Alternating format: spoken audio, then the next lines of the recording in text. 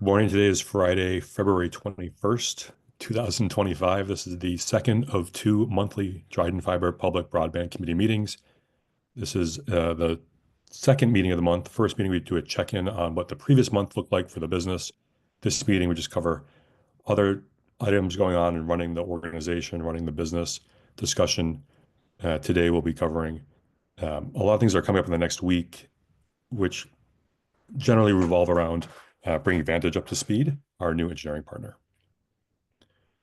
We start these meetings with a review of the mission. Someone like to read the mission out loud? I'll read it, Dave.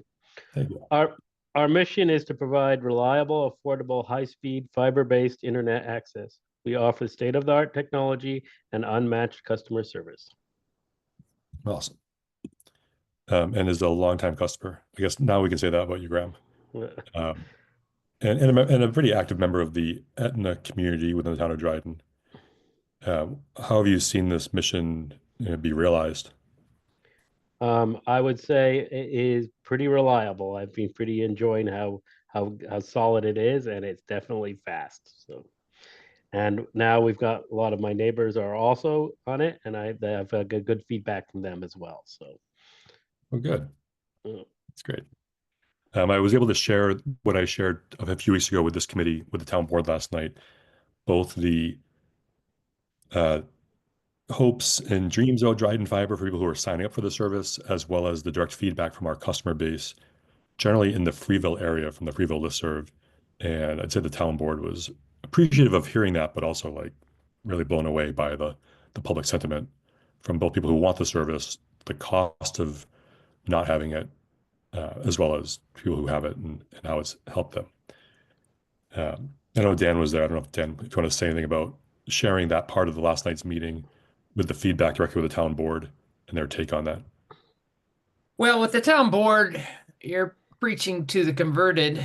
I think, the other members like to get the updates, but they're just so pleased with what the project is doing. I thought what was interesting was we had several guests in the audience. A family brought their high school student to the meeting. And I don't know if you were there towards the end, David, when I spoke with them, but the parent just chimed in and said, I'm just so impressed with what you guys are doing and the scope of what the town is working on. And it's been a really good experience for the parent and the teenager that was there. I guess he was required to go to a public meeting. But it made me feel good. We're sending out a message of what the town actually does, and got a nice review from people that were tuned in. So that's great. Yeah, I spoke at the Dryden High School in September to a class. I think it's within the art department curriculum of things, other alternative things that the students at the high school can learn. And I asked them what they knew about Dryden Fiber, and one of them said, "Oh, I know all about it. My parents are customers." I'm like, wow, that's great. So it was a pretty small group, but just to see that at that point we had maybe 150 customers, and one of our customers was in that classroom. It's pretty cool. Thanks, Dan. Let's talk about the review and approve minutes from November. Cassie sent these out a few weeks ago. Any questions, comments, or a move to approve the minutes from November? I move that we approve the minutes as recorded for November 1st and November 15th of 2024.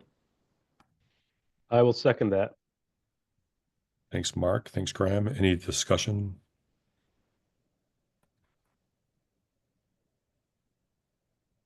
All in favor? Aye. Aye. Aye. Any opposed? Aye. Any abstentions? Sounds like it carries unanimously. Great. All right, next, Q1 updates and construction projections of 2025 with map on website. So I just want to show where we are with the website right now, which is at drydenfiber.com on our map. I'm logged in as an editor, so you see a few different tools showing up on the screen that I only see because I'm an editor of the map. On February 3rd, I took a screenshot of the map of the Dryden portion. And then just below that, I did a screenshot of the Caroline portion. Below that is our dynamic map for both towns, still and currently hosted on a Hunt ArcGIS account. We are working to, Cassie has her hand raised. Cassie? Dave, I had sent October minutes as well. Did the committee have a chance to review those? That's a good question. We can pause for a second. Has the committee reviewed the October minutes from the 2 October meetings?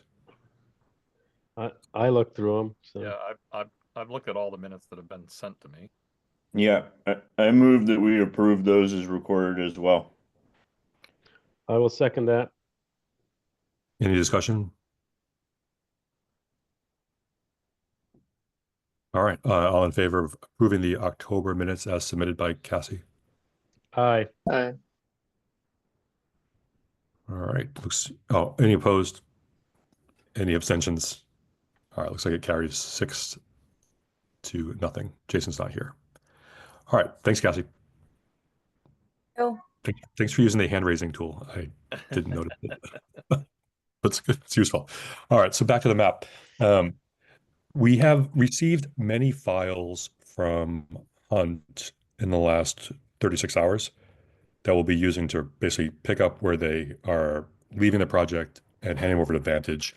One of those files is going to be the file that will make up this map.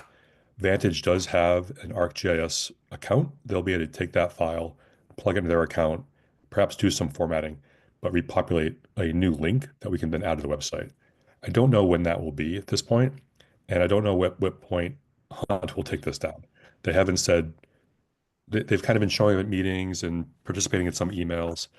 They haven't said like we're dropping this, we're not doing this anymore. I'm not sure when it's going to happen. To give as a safeguard, so there's something on the map. The webpage does have both of the screenshots from the last update, which was on February 3rd. One Go for it. suggestion, Dave. Yeah. I mean, unless you really think this is going to go down in the next few days, I would leave the interactive map first and put the static ones after, but that's just me. Because the photos that you took, you can't really zoom in and see street names and all that other kind of stuff. You're right. You can't see anything.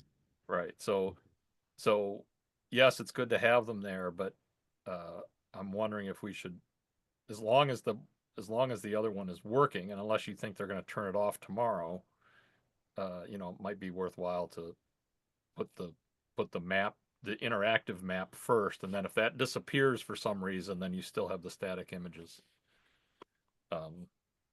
below it. Just my preference, but I basically I agree. I wanted to share this with the town. Some of the things that they've dropped off on have been like pretty immediate, and other things it's a little bit of mystery. And I didn't really want to be in a position where we had nothing on the map. But I'm happy to take that recommendation right away. Any other thoughts on where we are with the map as far as the display of the map? I would even leave. I would just leave the static ones off personally, and just have them stored so we could put them back up. But and then we might know when that goes down. But I don't know how bad that. I mean, either way, it doesn't look. I mean, we're in a transition period, so. I'm really glad that you made those screenshots though, Dave. Oh, absolutely. And yeah, I think that unless we're gonna check the website to make sure it's still working a ton, it makes sense to have them available below, but still kind of default to the better presentation. Yeah. All right. Well, I've just moved over to the interactive maps on top. Yep. Then we have the list of the streets should be below that. And then below that will be the static map, so I can move back up as needed. Right. And that way, Great. even if that goes dead, tomorrow or something, if that goes dead sometime and we don't notice it right away, you've still got those static ones on the page that people can get to. But then, you can sort of turn this piece off if it's not working, and then you just have the static. Cool. Static things. So as as you've seen this map, the map is not, we did not take the January 1st, 2025 quarterly update from Hunt, which was projecting a very aggressive 2025 for getting things done. Like everything in the yellow and everything in the blue would be done in 2025, and half of the orange would be done in 2025. And basically we tied a few things together. We said we want to see what the plan is to actually hit that goal in 2025 from Hunt, because the last 18 months of map projections have been missed Yeah. by anywhere from 6 to 18 months. Yep. I mean, there's people who've been in the yellow zone since September of 2023. That's right.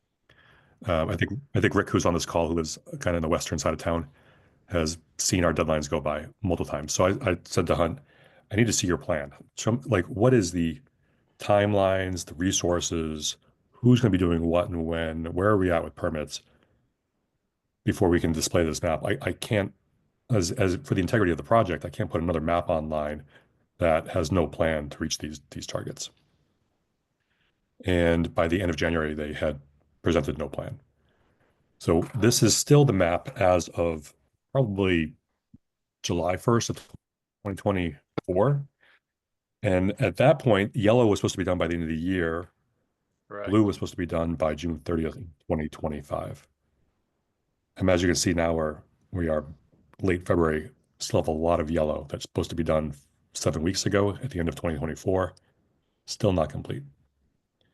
And it's not complete. It's not incomplete because we terminated our agreement with Hunt 8 days ago. There was just, we haven't missed it. seen any place There's no two where, ways where about they, it. They missed it because all that yellow was supposed to be done by the end of 2024. And there's a lot of yellow still sitting there. right. And So the good news is Vantage is our new engineering firm. They are well familiar with the mapping technology. They know how to update this map. That's one good thing. Two is they have deployed around 10,000 miles of fiber optic cable across the country in 47 states annually. 10,000 miles. Our entire project in Dryden and in Caroline is, I think, under 300 miles. So they've done this. They looked at what we had planned for MIP and said, that's a lot of roads. But, permitting aside, this is a 100 to 150 day business day project.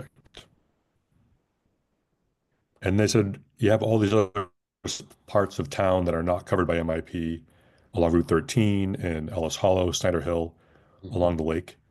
Let's get those all done too. So they are projecting a pretty confident, pretty optimistic, get all of Dryden done by the end of next year, by the end of 2026, get all of Caroline done by the end of 2026.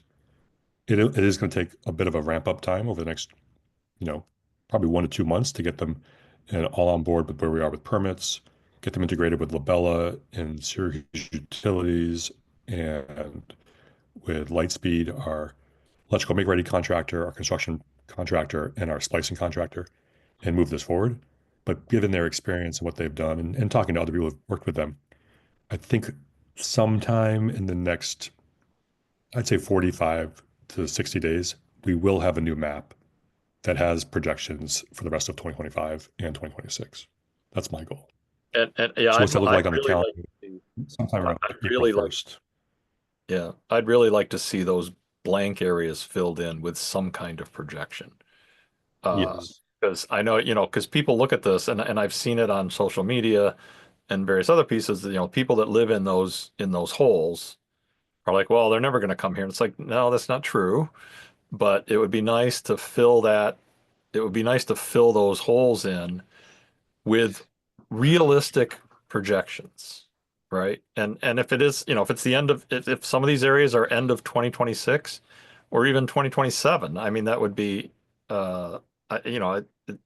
just have some projection in there. You know what I mean? That is, if we have confidence, and it sounds like, they've done this a lot, so they should be able to give us some realistic projections that they can meet, right? I just would love to see some of these areas filled in that are blank right now. And the I think that's a good projections point.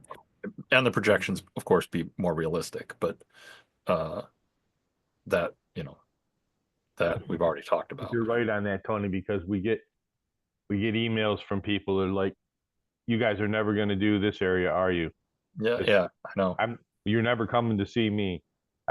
Those kind of emails come in every once in a while, and it's always where you're talking about is in Yeah. those blank zones. And I get those questions too. People come, are you ever going to come here? And it's like, yeah, we are. They'll get there eventually. But Yeah, I mean, Except there for there will. the people that are living in Cortland. no, not We me. got one of those the other day. Oh, Somebody yeah, in Portland wanted to know when you coming here. When you coming here? Yeah. Yeah, really. Dave, my feeling is that with Vantage, that they should be able to get a map going a little faster if they're getting the data from Hunt. That it Yeah, shouldn't I take think them they can produce. 60 days to do it. And I would be worried if it was getting that No, long. no. So They will be able to produce this map pretty instantly. The revised map that says here's what we can project for the rest of the project. okay. That I want to get some time.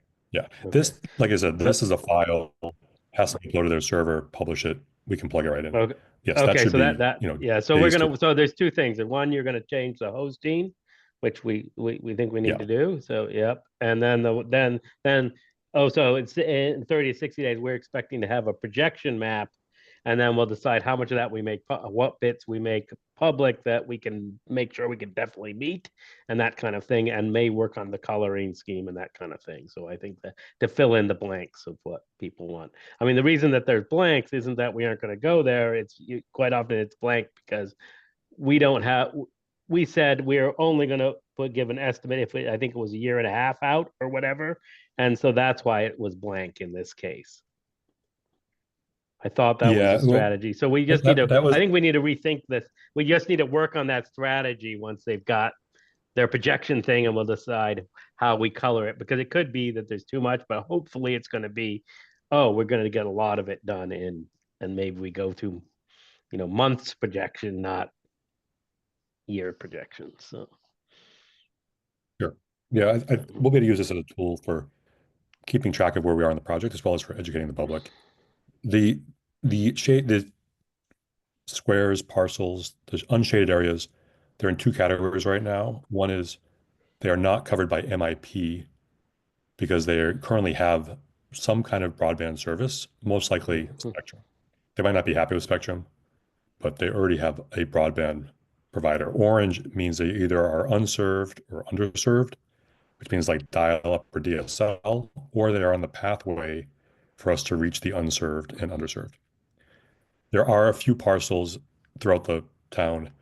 You'll see them in the yellow sections in the north half of town that have no structures on them. These are really farmland or state land. We're not currently providing any fiber to those parcels or planning to at this time. Yeah. And maybe there's like a phase 5 when we do bring Wi-Fi to Hammond Hill, but no one's requesting that. So I think there's always going to be spots that are going to be blank, but they're for a reason. So we can state that, yeah. So or color those in. Well, what would be nice would be if we could fill in those areas between the MIP areas in the southern part of the town and that Route 13 donut hole. Yeah. It'd be nice if we could put some projection there, right? That would be wonderful, I think. Even if it's a year and a half out or whatever, right? 2 years, whatever it is, but whatever Vantage reasonably thinks it will be for them to get to those areas, it would be nice to have some kind of projection there. Yeah, one thing I shared with the town board last night is the network follows this line south on Turkey Hill Road, east on Ellis Hall Road, and then south on Genung, and then east on Center Hill to get to some unserved and underserved homes over here, I think on Beesmer Hill Road, as well as to bring the network into the line. As we're building this, we're going to pass by Genung Circle, Redwood Lane. We're going to pass by Ellis Hollow Creek Road, including this section of Sunny Knoll. where I think people have been signing up in all these neighborhoods. Mhm. It when Advantage looked at this, they said it doesn't really make sense to be sending in construction teams to go here and then turn this way without turning this way too, or going by some of these roads and not just filling them in. Same thing with the spacing. The only there's a lot of challenges, but one of the main challenges that we'll have, and Sean Scorzelli from Syracuse Utilities is on this call, is to make sure that when a construction team working in the orange parcels stops and starts working in a non-orange parcel, that the invoicing also stops and switches to invoicing for Right. non-MIP. Right. We Right. can only reimbursed for projects within orange parcels. Yep. And orange lines of the permitting, and not when we do on other parts of the same roads.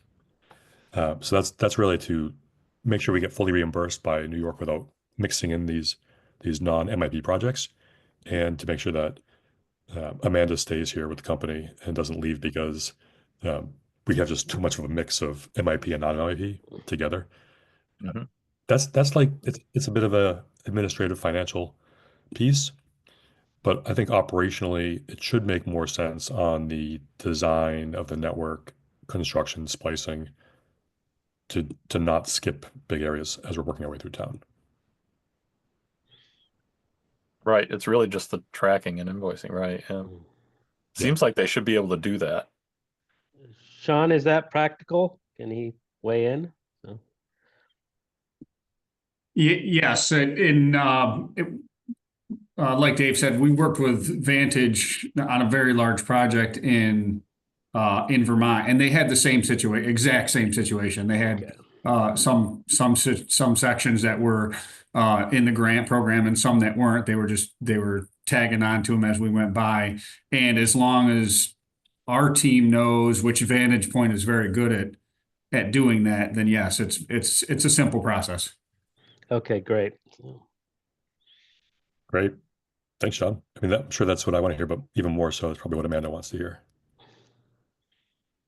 Because, we absolutely have to make sure that what we're handing to New York State is fully covered within MIP versus non-MIP. Thanks, Sean. Yep. By the All right, way, so Sean, I'm very happy that there's the Syracuse Utilities equipment sitting across the street from my house.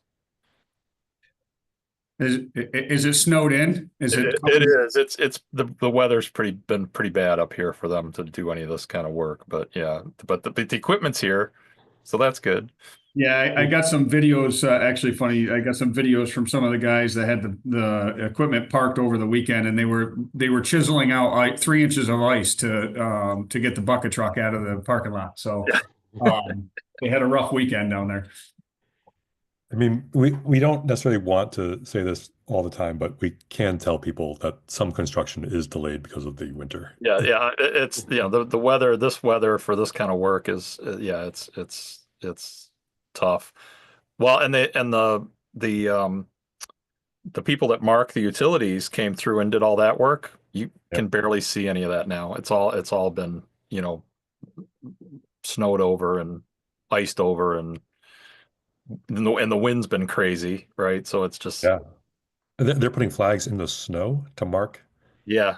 Yeah. I mean, And with the amount of snow we've been getting, it makes it tough. I'll be honest with you that it's probably not that as much as the safety factor on the roads. We've probably shut down more times this year because when they're on the shoulder working on the shoulder of the road and the plows can't get by and the traffic, it's just not worth it safety wise. So we just call it. Yeah. Well, yeah, where a lot of this stuff is going, especially the underground work, right? Where it's going. Well, even the aerial work, right? You're on the edge of the road. It makes it hard for plows and everything else, right? Yeah. I predict that we'll probably get to Hanford Drive somewhere around October. oh no. No, the equipment's going to sit here that long? It better not. I don't know. We have a lot of other miles to do. Yeah. Yeah, I didn't even have this on here, but I think since our last time we were together, I spent the morning with Richardson and Son, the electrical make ready crew. I think that was last Monday the 10th. Uh, I'm like layered up thermals, Carhartts, jackets, hats, gloves. And they're out there in these bucket trucks 40, 50 feet in the air, wind blowing. Oh my Blue, God. Yeah. blue sky day, but I think it was 17 degrees. And it took me probably the next 2 days to warm up. It's bitterly cold out there. And Yeah. they're cranking away. And when it comes to traffic, the project hires Labella, and Labella subcontracts out flag people on the street to slow traffic down and stop traffic. Please tell your neighbors to drive slow. Like the speed that people are driving through these single lane, go this way, go that way, drive slow or stop so that the other direction go. People are like flying around like they're in the Indianapolis 500. Um, Say like, hey, we're working on this, we're building this. Tell your neighbors, try to drive slow in these construction zones. We really need it. It's very dangerous. These people are in trucks, 40 feet in the air, and the truck is 10 feet from the lane, 5 feet from the lane. Just ask people to slow down. And give the team, if they're asking about where the service is, give them a little break on the time based on the temperature. It has been really cold the last few months. Right now that I raised my hand with my hand, the computer thinks I want to have my hand up. All right. So map will be getting updated. It's an important part of the project. It helps, communicate what we're doing, where we are, as well as helps to keep us focused with all parts of construction, including our engineering firm. Now, let me talk about some of the other things going on this week. I know it's Friday, but just this afternoon, as well as in the next 7 days, at least 13 different things happening. So I shared this with the Public Broadband Committee, I think late last week, that we are now forming a construction weekly meeting separate from operations, just to check in on construction. This is actually, I think, new for the project to have the different parties who are involved with construction together to look at where we are with the project. I created a spreadsheet that I can show. This is kind of our internal project plan, but to give you an idea, we have the build out name in column A. Can everyone see this? Yep. A bit of a description, because sometimes the build out name does not always describe where we are. And then I've added some columns so we can actually watch as we make progress across the spreadsheet, from design complete to construction status, splicing status, and then the overall status. So we know where we are. Lightspeed and Clarity have been at this meeting. Syracuse Utilities has been at this meeting. Tracy from Gleeman has been at this meeting. So we can make sure that we have everyone involved. If we need equipment, we can surface it right away. We'll probably do it as a weekly, or at the beginning or the end of the week, so we can get really focused on here's where we are, here's what's going on. A lot of this is going to be built into Vantage's web portal that they'll be using to manage the project. So as a stopgap, I was like, we need to know what's going on. So this gives us a tool to say, for each of these different parts of the project, where are we, what's completed, and what's happening next.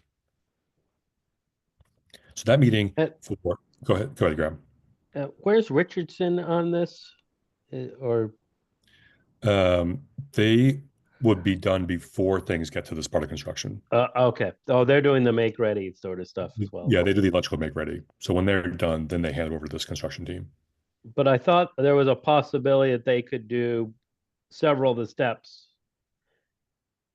before they got, or we're talking about that. We're trying to figure out what the best way to do it is. Yeah. I think because of the size of the project and the efficiency, Vantage is like, there is a way to do that, but having Syracuse Utilities and Lightspeed, who already know the project so well, it would probably slow us down. And there is a mix of underground and aerial in the project. And Richardson only can do aerial. Yeah. They're electrical, so they don't have the resources to do underground. So we're working through that. Right now, I don't know if that's going to add any make this go any faster. Well, we're hoping that they could maybe, at least what I had sort of envisioned, is we've got these teams working on this, and then you can take them and go work on the other piece while the other ones are engaged. But yeah, I mean, we just don't know, because I think we're gonna have hopefully more boots on the ground than we do now to make the progress. Although we aren't, and I also don't, I am not so sure where the progress is getting held up. It sounds like there was some issue with the engineering plans getting out early enough so that they can plan properly. So, It, yeah. yeah, we've seen some Yeah. challenges across the project. You know, we're trying to move past that. I don't want to spend a ton of time going through everything we've discovered so far on the engineering side, but we are working to uh, integrate the new engineering partner into the project, look at where we can make efficiencies. But ultimately, I think what's useful is when we come to parts of this project where it has um, dates of when things would happen, we know what the town looks like. The towns are not going to change in the next 2 years. So if the plan says, this week or this month for this part of the project, we should be able to look at it well in advance and not have a place where like Sean and Syracuse Utilities is doing 10 different builds in 1 month. Like it should be like planned out. And we haven't seen that yet. So that's part of what we're expecting out of Vantage and that they are desiring to do as they build out this project. That way the resources know like where they'll be every month for the next 18 months versus like I'll find out next week what the week after looks like. All right, so that And, question we I guess my other question here, Dave, is when do we run out of work?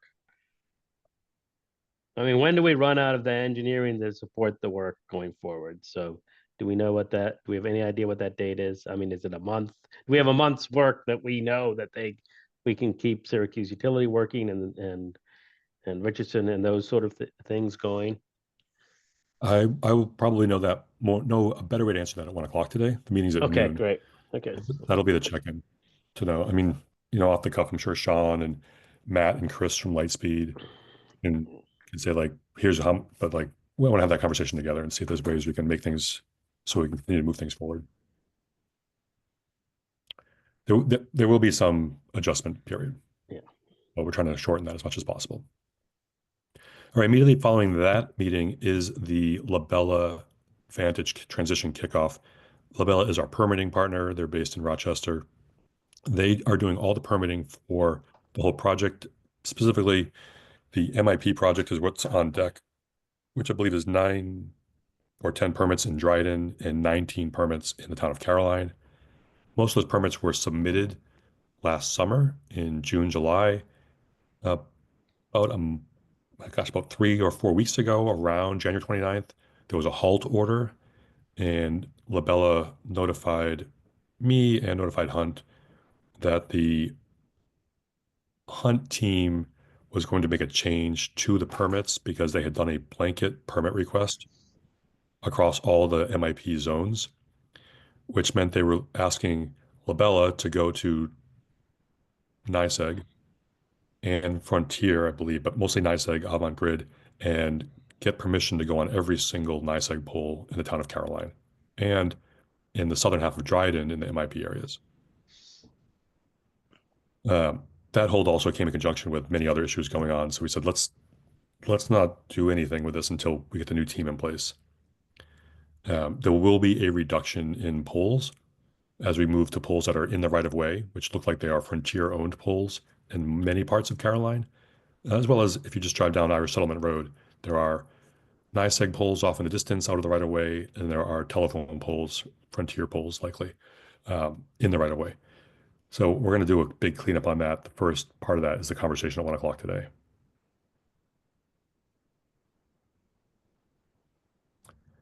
2 o'clock today, there'll be a Vantage Point pre-trip kickoff. Vantage is going to be here next week, Wednesday, Thursday, Friday.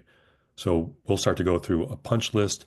I've created this spreadsheet in the SharePoint, working list of items for Vantage. There's map concern items that we identified that we had shared with Hunt in the past. A lot of these are in Caroline, some of them are in Dryden. And then an items list of just other parts of the project we want Vantage Point to be aware of that are part of overall operations. Some of these are in installs, some of these are in construction. So that meeting is today from 2 to 3:30. All right, then we have a weekend. Right after that, at 1 o'clock on Monday is the CO permit update session. Once a quarter or so, the Connect All office wants to know where all the projects are, all 26 projects are with permitting, what kind of progress we're making, where we're getting blocked. That way, New York State can help unblock us going directly to with Labella's help, going directly to NYSEG or going to Verizon or going to Frontier, trying to see if they can, you know, make the grease the wheels at all on any of the permitting.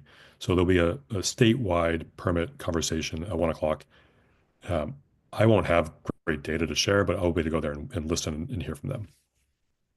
Immediately following that, at 2:30 on Monday, is a Connect All Office marketing planning session.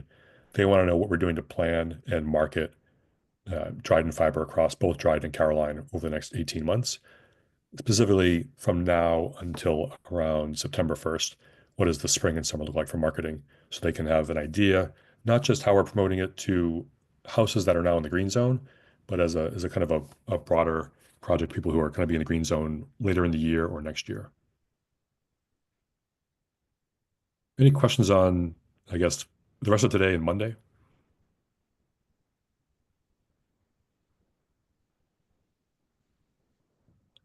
All right. Ray is here, I think. On Tuesday, the 25th at 9 a.m., there is a rail trail repair project going on the rail trail. It's east of Pinckney Road, heading out toward Etna. There was a culvert that was washed out some time ago, and the rail trail is part of our backbone. So we put the fiber in under the trail, I believe down a substantial angle under the culvert and then back up. But as this team goes in to repair the rail trail, they want to make sure that they don't do anything to the fiber. So Sean has a team from Syracuse Utilities that will be on site, as well as Ray and the team from, I think, Cornell, who's helping out with this project. Any questions on this rail trail repair fiber location visit? Where is it? East of Pinckney Road. The rail trail, I don't think is open there. Because, Right. I mean, I think Ray has a term for it. Like you can like. Well, you the can go neighbors it. know there. It's a social trail, so Social. yeah, it's not been cleared mechanically, but it's pretty darn easy to walk. So yeah, it's over 1,000 yards in though, off of Pinckney. Off of Pinckney. Yeah. Yeah. So it's between there and like where Graham is. Yeah, much Yeah. closer to Pinckney. Yeah. Okay. Isn't that a park there? That's north of the creek. South of the creek is the trail. Campbell Meadows. Okay. Oh, Mark, good knowing your Dryden Parks. Yeah, so I mean, it was a really good heads up. Ray walked in my office, I think 2 days ago, was like, "Hey, we're gonna repair this trail. We don't want to damage Dryden Fiber." I was like, "Great, let's figure this out." So that's 9 o'clock on Tuesday. Hopefully, it's a nice, warm, sunny day. It won't be. Right after that, 10 o'clock, I'm meeting with Point Broadband. They are visiting from Georgia. Their East Coast operations guy. Chuck's on the call, so he could give a little bit more detail. We have an agreement from 2021 with Point to use some of their fiber as part of our backbone along Mount Pleasant. It goes from, I can show you on the map. It goes from Deer Haven on Mount Pleasant east. So this is Deer Haven Road over here. It goes east all the way up to this parcel at 608 Mount Pleasant. We did not have to construct the fiber in this part of the backbone because Point Broadband was already there. They've also provided fiber or built fiber on Baker Hill Road from just south of Route 366 up Baker Hill Road to the communications towers and cell towers at the very end of Baker Hill Road. The agreement says that we can have 6 strands of fiber to run our backbone, and we've been using those. We did pay, at the time it was called Clarity Fiber. So the check was written to Clarity Fiber. The agreement is with Clarity Fiber, which was then purchased or absorbed into Point Broadband.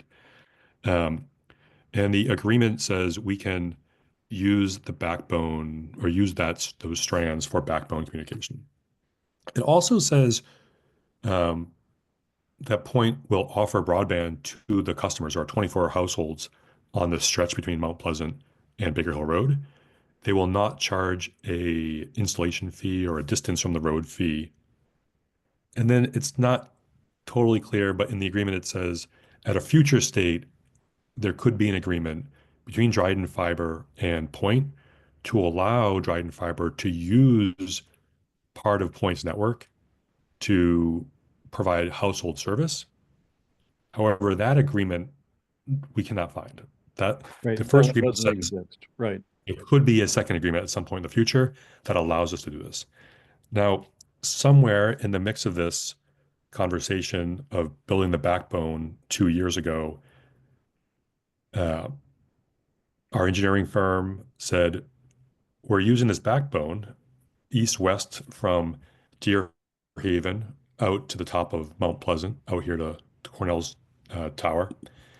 We also have the backbone from up Baker Hill Road.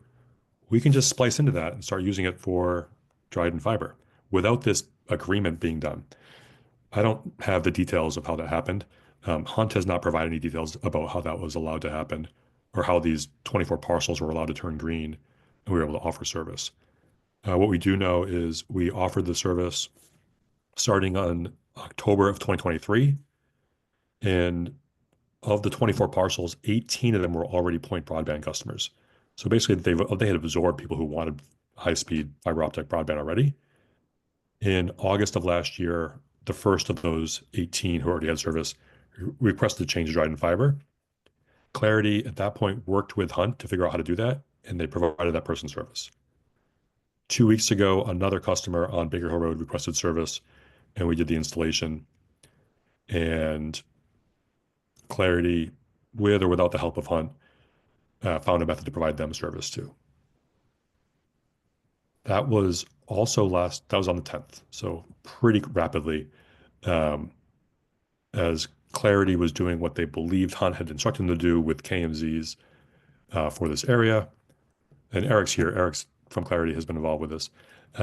We don't have anything specific from Hunt that explains how this network is designed to even allow us to do this. As Chuck said, there is no agreement that allows us to do this. We've just been told by Hunt that we can do it, and we found a way to do it, but that does not mean we legally can do it and that we are properly compensating Point Broadband for doing this. Thus, on Tuesday, the East Coast Operations Director will be here in Dryden to talk about this agreement. They haven't made any threats to saying like we're going to take out the backbone that connects Deer Haven up Mount Pleasant, which is a substantial part of our backbone. It's 2.6 miles. They said we want to talk about this. We have this agreement. They want to make sure that they know where the money is that we paid. The town paid $75,000 for this, and then figure out how do we provide service to these customers. So that'll be a 10 o'clock Tuesday in-person meeting at Town Hall.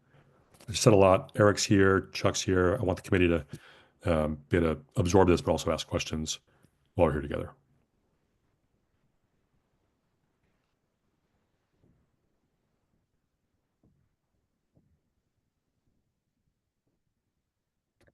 Clarity Fiber is a different organization than Clarity Connect, or how does that Yes, work? it is. I guess. Yeah, Good question. Clarity Fiber is a Point Broadband company. Clarity Connect is a different company. And Clarity Connect primarily does wireless. Now, Clarity Connect also does our installations for us. Yeah. Also, Chuck was very involved with Clarity Connect and is now involved with Clarity Fiber, which is Point Broadband. And the installation crews that do installs for Dryden Fiber will often wear Point Broadband jackets because for a time period, Clarity Connect or Clarity Fiber, which is two companies, they were doing the installations for broadband as Point Broadband. But that agreement for Clarity Connect is no longer going on with Point Broadband. Correct. Yeah. And just to be clear, I work only for Point Broadband. I don't work for Clarity Connect. But but Clarity Connect is and has always been a separate company. They simply did services for Point Broadband, which at the time was called Clarity Fiber Solutions, here in Tompkins County. Well, or in New York, in fact. Can be confusing, but not too bad. Also, Chuck is with Point, and he sometimes uses the Clarity email because that's what he's used for 25 years. So Right. you might see Chuck with the Clarity email. It Yep. doesn't mean he works at Clarity. He Yeah, works. that, I will never give up that email. You're absolutely right. I've used it since, I think, 1985, or 1995, sorry. So it's a level of confusion. Also, Chuck is here as a guest of the town of Dryden and Dryden Fiber. He's not on the committee, and he does not represent any. He doesn't represent Clarity Connect, even though he does have that Clarity email address. He doesn't officially represent Point Broadband either. He's a active citizen who is Correct. who's supporting the committee that way. And supporting the project, frankly, because I want it to succeed. So I'm trying to pitch in where I can. So can you hear me now, Dave? Yeah. Yes. Hey, Tony. Sorry. My docking station is giving me trouble again. Yeah, I started to say earlier the stuff you sent out, I was really confused by related to this, but now that you've explained it a little bit, I think I understand it a bit better, but definitely some concerns there. Making sure that we can have something in place to provide service in that area. Because, you know, like I said, I think we were all under the impression that this had all been worked out, right? That Yes. That there was whatever agreements were needed in place, and that we would be able to use that fiber, and we'd be able to connect people along that line, right? Which is why it all turned green. Yes. But the timing could not have been the timing could not have been worse for Hunt, honestly. Yeah. That this also came up during this challenging time with our partnership with them. Yeah. So we'll work through it. Vantage doesn't know anything about this part, but they will, because it's on the list of many things. We have 2 customers who are using Dryden Fiber, who are paying Dryden Fiber, who are on the network, who are honestly, they seem pretty happy. We're going to figure out a way to provide them with service and have a positive relationship with Point. Yeah, I don't want us, we certainly don't want to damage that relationship. Yeah. So that is on Tuesday morning at 10. Following that, at 1 o'clock is the weekly touch point with Connect All Office for MIP. So Dryden, Caroline, and Vantage will be there for that. Begin to hand over that meeting to Vantage. As Sean said, Vantage has done a lot of these projects that include federal or state funding. So they're well versed in the weekly updates and the spreadsheets and the tools. So that kicks off at 1 o'clock on Tuesday. The next day, we have an ARC visit potential. ARC is a contributor to the project. Amanda, are you still on? Hi, Amanda. Do we know for sure if ARC is coming? I called yesterday, left him a voicemail. I need to try again today. He told me on the phone that he's planning on that day, but obviously there's some just timing scheduling that we need to know exactly what he's looking for. So Do you want to provide like a 10,000-foot overview of what ARC is at this point? Yeah, ARC stands for Appalachian Regional Council. It's a grant we were originally awarded back in 2020, 2021. It was a 50% match for $624,614. And it kind of got lost in the reporting. So we are working towards trying to find it, because it was written for the backbone. That's what the grant was written for. So he is asking to come see the infrastructure that was installed. He also has to see town hall for ADA accessibility. Imagine it's a federal law, a federal rule, even though they've gotten rid of that. or something along those lines. So he's going to be, Thomas Becker is his name. He's USDA, is Department of Agriculture, is where this all falls under. So I will follow up again with him today. But as far as I know, he told me verbally he would be here. So now I'm just trying to confirm time and scheduling. Amanda, have we received these funds from them? No, that's the key. Okay, It's a so that's what we're reimbursable grant, Got you. and I'm kind of like, we need to move this forward and finish. And I'm sure they feel the same way at the same time, to get this off of their, close something out. So no, we have not received the fund. It's a reimbursable grant. Great. I've invited Tracy Monell from Gleeman, who knows the network and knows the town pretty well, and I've invited Scott Brennan from Netegrity to both join me with this representative from USDA to visit town hall, visit the CO by DPW, and then drive around basically to the other 3 pops so they can see what they paid for. I mean, it's like there's a cabinet over there in the snow, there's a cabinet over there in the snow. Here's a third one in the snow. And then hopefully between that and whatever level of ADA compliance we have at the town hall, he'll say, great, looks like you spent the money. We have 300 plus customers on the platform. Here's your check for $624,000 and 618 cents. That pop over on Yellow Barn might be a little bit difficult to get to. Yeah, I don't know. I will send a kind of a summary of the grant application to Scott, Tracy, and Dave, just so I think part of the key for these grants is, did you spend it on what you asked, what we awarded it to you for? So I think that's the other key. We're going to need to just have that piece of information to make sure we show them, yes, we've gone past it, but also here's what we really did originally with the money, which was I submitted for like handholds and the main fiber that was installed along the rail trail. That's great. Yeah, send that over. We'll take a look at it. Yeah. Right. Also on that day, next Wednesday, is the every other week operations sync. This is where construction and installation comes together to hand off things back and forth, give updates on what's coming next for installs. And then anything that installs are finding that can go back up the food chain to construction, say, hey, we found this thing. We have some questions. Good way for both teams to have conversations back and forth. Right now, it's a separate meeting from the construction meeting, which is very focused on construction, splicing, getting things ready to go live for customers. This is this balance between construction and installations. Later that day, there'll be a Dryden NYSEG status call to look at permitting. Separate from Labella, NYSEG also has their own calls.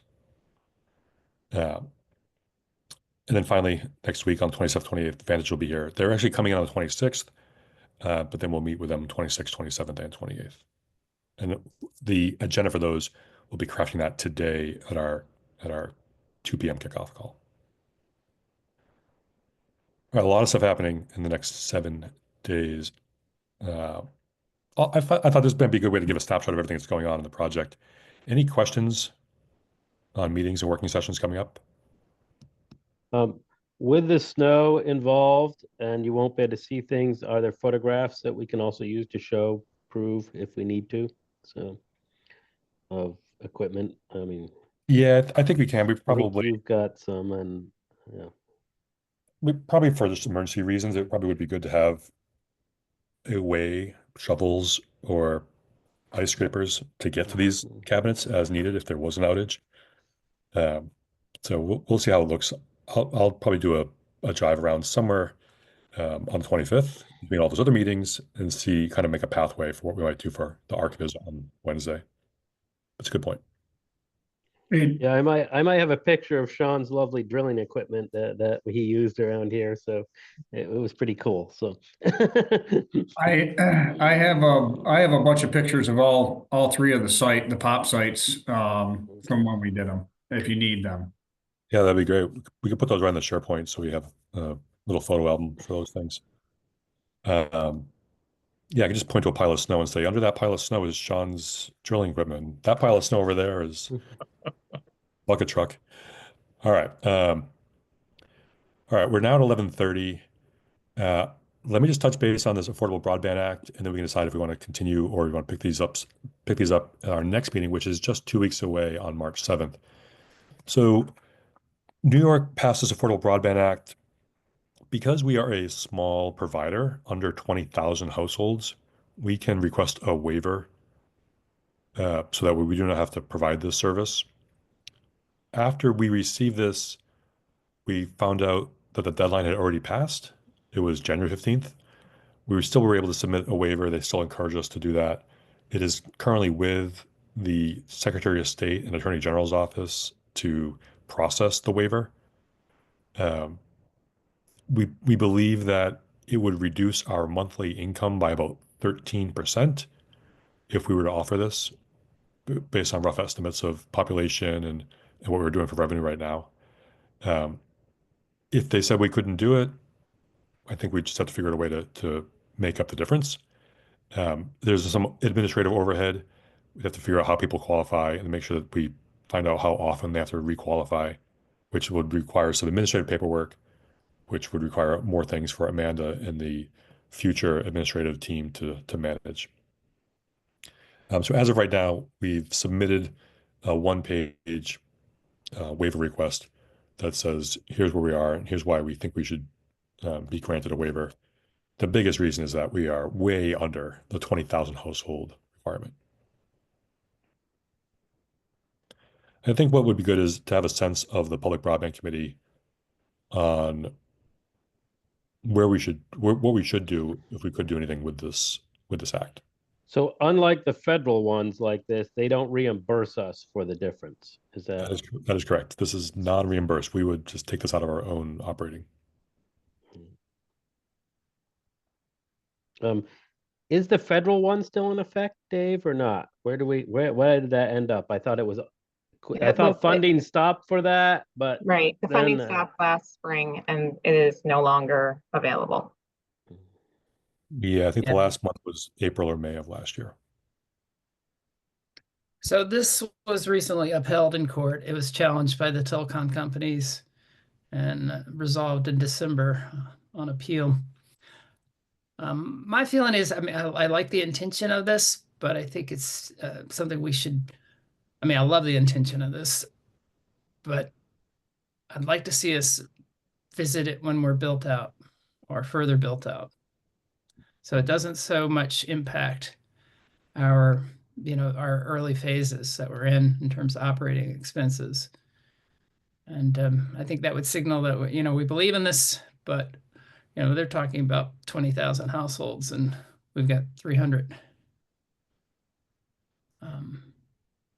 But open to hear other people's thoughts on this, whether we should dig into this right away or look at it when we're, when we reach a certain threshold of I agree with what Dan's saying now. It is, directly related to our mission of providing affordable broadband to people, but I think we still have kind of a squishy idea of what our operating expenses are going to be until we're up and running for a while, and we need to know more information about that before we make a decision about what we can afford to do.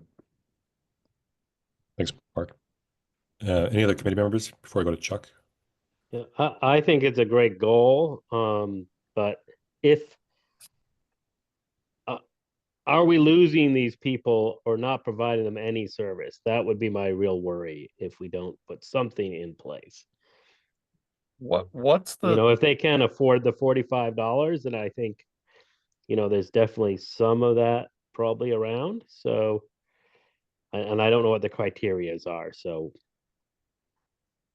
and what is this program? What is the rate they pay under the program? Zero. It's this $15 per month for 25 meg or less, or $20 per month, which is what we would do because we are greater than 25 meg. Right. So they would pay 20. So they'd pay 20. Our normal rate's 45. For the lowest tier, yeah, it'd be 45. Zero reimbursement is all. Right. With zero reimbursement. Right. I mean, I like the goal, but you know, 45 is pretty cheap for internet these days. Just out of curiosity, what's the what do you think the number of people that would qualify for this would be? So Amanda and I worked it out, and we figured without knowing the entire mix of all the customer base, we estimated that reduction in revenue would be about 13%. So some of the so basically, like, I So it have a means spreadsheet about I can share with you, about but 40%. basically instead of $45, some people would be paying 20, which is, you know, greater than 50% off, but only a smaller number of people would be participating in the program. So the total revenue would be dropped by about 13%, which to me felt like we probably could make. I mean, we are spending a lot of money on infrastructure, construction, installations, and we're pretty close on the monthly operating costs getting to break even. By having a 13% reduction in revenue on the monthly fees, it just means a longer time to pay off the average install and and longer time to pay off the overall construction cost. My guess would be, and a lot of these situations would be in the more expensive, I would say they'd be in the more expensive areas to install, like trailer parks and stuff like that. And those are typically your cost more to install in those and design, to be honest with you. In those areas, just because of you're really not dealing with a whole lot of information, and then the installation costs are usually higher. Yeah, as of right now, we're estimating about $1,000 per install. That's without doing very many in mobile home parks. Um, that might be another thing for Amanda slash accounting slash admin to figure out when we look at the cost of construction for mobile home parks, is to split that off of the average installation cost, because we're talking about for Fall Creek Park in Etna, to putting in somewhere between a half a dozen and a dozen telephone poles, shorter poles, but putting poles in, running the fiber from the street to those poles, from those poles to the homes. That should all be part of the installation cost, not necessarily the infrastructure cost of the network. So that's going to increase what installs cost for that period of time that we have those bills. Let's go to Kate, who I think had her hand up, and then Chuck. Kate? Yeah, I did. What is the income level then about the New York Affordable Broadband Act? Is there a set income on that? Or is it just across the board? Everybody's supposed to be at $20 a month. No, there's some income guidelines and levels. The documents I can share those with the committee and with you, Kate and Mark and Caroline. The federal one said if you qualified for other low income benefits, then you could automatically, or you could use those qualifications to qualify for this. Things like SNAP, I believe. Right. I don't know if WIC was on that list, but I do believe this is one that Amanda and I were not sure about. If you got free lunch, then it meant you qualified. Well, That used to be on there. in Or if Tompkins you had a Pell County, Grant. yeah, in Tompkins County, everyone gets free lunch, which would mean that every household in Dryden that was getting free lunch could use that to get free or to get reduced broadband, um, which is its own. I mean, that would be greater than 13% reduction. Well, but I don't know they're qualifying for free lunch. That was a question that like neither Amanda and I were like, yes, we were like, you know, they've you know, the schools in Tompkins County have decided to give everybody free lunch, but I don't know that in and of itself would qualify them. It does. It does. Yeah, ACP was explicit about that. So Groton, for example, was the first school district in the county that did that, and they all qualified for ACP, for example. Wow. yeah. So that And it could, doesn't matter how much they make. as long as you have at least one child in the school district, they could benefit by this program because of the free lunch that the district provides, which Yeah. have another financial impact on this Well, project. that would make the pool of people that would qualify much bigger. Yes. Yeah. All right. If we Chuck's got a got waiver, we could set up our own gold to serve lower income housing. Yeah, Our own totally good. We could do whatever we want to. Mm-hmm. I mean, there's many other things we could do to provide for the community. We've talked a little bit about this with Vantage, but a lot more with Calix. They are a competing hardware provider to Sienna. They are very into public broadband options. Like maybe, I mean, they don't necessarily operate in Dryden and Caroline, but they're like, you have parks. Could you install Wi-Fi in Dryden, at Montgomery Park in Dryden Village, or in the Freeville Park? Could you provide broadband that way as a service to the community instead of as one of the things you do to give back to the community? Could you make sure that there's free Wi-Fi at town hall or at, other municipal buildings? So there might be other ways to serve the community with this project beyond the affordable broadband options. Chuck. Okay, so I had three comments. A little bit's been addressed already, but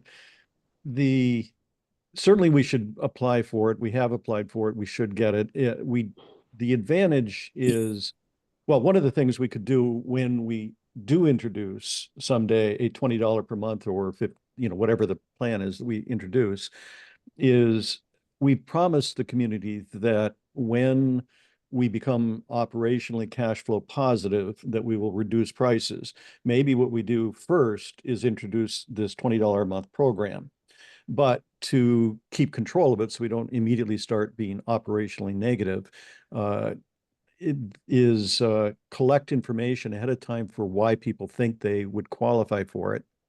And that way we've got a list so we know exactly how much it would cost if we converted to it and offered that program. But also it would allow us to decide who, because it's not really fair that everybody who gets free and reduced lunch suddenly gets a below cost service. So really what I'm suggesting is three things. The way to introduce it is wait till we're cash flow positive, and then we can introduce it first before we start lowering other prices. Second is collect the information ahead of time so that we have a feel for how many people would qualify. And then we can maybe even do it in phases. As we become more cash flow positive, we can reach deeper into that pool. Anyway, so that's the three things. When we do it, collect the information so we know what the impact is, and then phase it in at our own scale. Maintaining the waiver allows us flexibility. The other thing we could do is if we do identify, I'll call it emergency cases. I mean, cases where people clearly can't, we can not advertise a program, but we could potentially offer it to a very small select set of people now if we wanted to. And the waiver doesn't prevent us from doing that. So that's my thoughts. Right. It really comes back to what was said earlier, which is we apply for the waiver and then we try to develop our own sort of program to deal with this. I agree with you completely. I think that's a great approach. I'd love to see Dryden Fiber be able to be able to meet the needs of lower income people. But you're right. Just because everybody in the school district gets, I could see people taking advantage of that really don't need the reduced. Yep, absolutely. Internet cost. All right. Well, as this comes through, I will make sure you have a copy of the New York Affordable Broadband Act, whatever requirements are as of today. I'll give you a copy of the waiver letter that we submitted last week or the week before. And then as we move through this, we can continue talking about if and how we offer this. And the other thing is, if we reduced our speed down to, like, say 50 megabytes or 30 megabytes per second, we are not going to make any cost saving, or at least incremental cost savings off that. No. Are we really? It's just not practical. Yeah. So yeah, the cost of the service is not the bandwidth. I mean, realistically. All right. Let's cover the rest of these things in a few weeks, talking about residential gig, 2 gig service, as well as the SLA conversation we started in December, including changing the SLA service availability as well as the credit schedule. Yeah, Dave, I'll get that stuff I have to you this weekend. Awesome. Thanks, Tony. I know some of you are coming back for the noontime construction meeting. Full day ahead as well as week, just with meetings. If you need me, call or email. I'll try to reply as quick as I can with everything else going on. And thanks for all your support. Dave, what are these meetings do you want board people on, and what don't you? That's a good question. I think having people at the Point Broadband meeting on 10 o'clock, it's going to be in person at Town Hall. You might just have a different experience of what's going on with Point. So if you could say like, here's where on behalf of the committee who advises and supports the project and the executive director, here's where we are. That's probably the big one. When I talk to Vantage, I'll see where they think the committee might be interested if you want to come to any of these Vantage events. Okay. As far as the ongoing operations meetings, construction meetings, those are very hands-on, so they're not. I don't know how useful or interesting that might be for committee members to be a part of. It's really up to you. These are just how we're operating the business. Okay. I just wanted to be clear on what ones you wanted. Yeah. I mean, personally, I find all these things interesting, but Yeah. you said you were retiring soon, so then you'll have more time to come to these. Yeah. Right now, it's hard for me to get to some of these things during the day. Yes, but I mean, I think having someone from the committee attend these weekly touch points with CAO that happen every Tuesday at 1 o'clock, just to attend one, just to see how we're using the tools that the Connecticut office has provided us, could be useful to say like, oh, now I have a better understanding of how we're operating this $9 million reimbursable grant. Yeah. Okay. All right. Last call for questions, and I'll see some of you in 13 minutes.